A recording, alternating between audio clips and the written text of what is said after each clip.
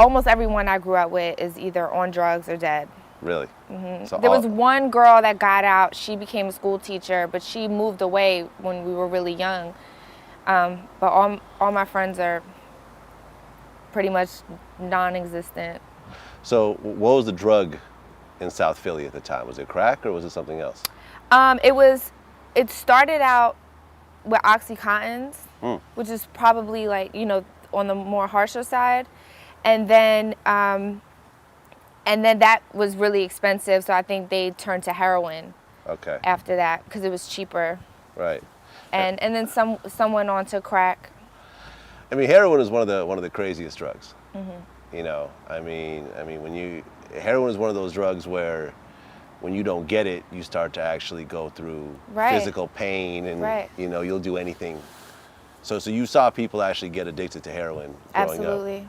Like, what would happen to them as you saw this kind of downward spiral? I'm not going to say her name, but one of my friends, I went to go get her around 5th Street Projects one day to pick her up, and man, I told her to get in the car, and I was like, yo, get in the car right now. You don't need to be down there. She was prostituting. She was such a beautiful, like, young girl, and we grew up together, and she got in my car, and she was picking at her leg. Like, she had a big hole in her leg. I guess that's where she was shooting up at, like down here. And that's when I was just like, wow. But she started with Oxycontins casually in the neighborhood, just like, oh, I'm going to get high real quick off a pill. And it took over her life. Yeah, sad. How did you manage to not really go that same route? My family was really messed up on drugs. Really? Yeah, I have, I'm not going to get too personal, but 2 of my very close family members overdosed. The other one has been a functioning heroin addict for over 35 years.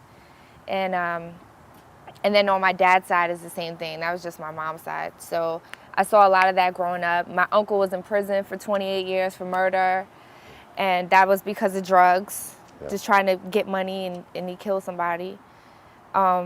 So when everyone in the neighborhood was doing stuff like that, I was just like, yo, I didn't even smoke weed. Like, nothing. Right. I was scared of it. I really was. I at that time, I felt like weed was a gateway drug to these harder drugs, and I just watched the neighborhood go downhill.